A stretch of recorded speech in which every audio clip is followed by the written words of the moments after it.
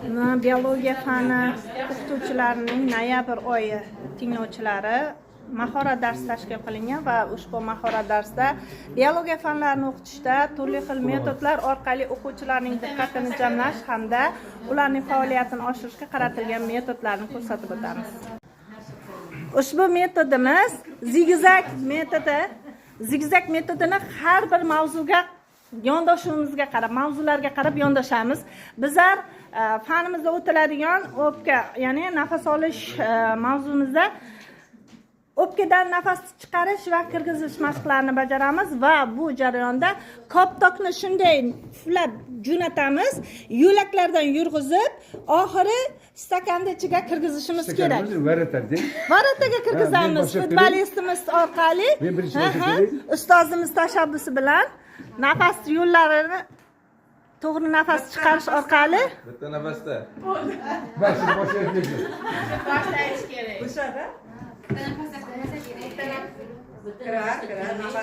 endi kuchli bitta nafas chiqaramiz. Yana.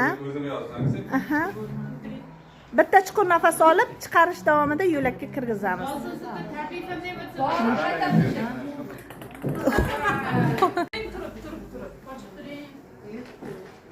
Mana yer borku, mana to'sib qoldi.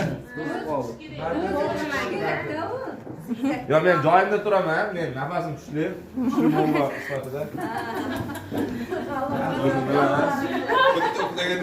To'raman hozir. 1 2 3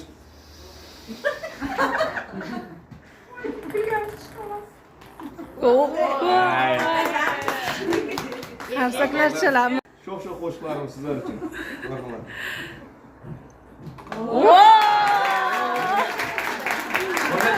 Bu joyda o'sha o'quvchiga ham ta'rifni shunday beringki, u ilhomlanib siz qo'llagan feedbackdan ilhomlansin. Konstruktiv feedback. Ustozimiz qaysi tomondan kelgan? Ism familiyasini ham aytib o'taylik.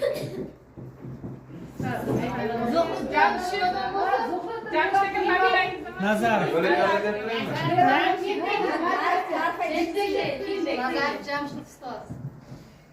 Hadeng balon.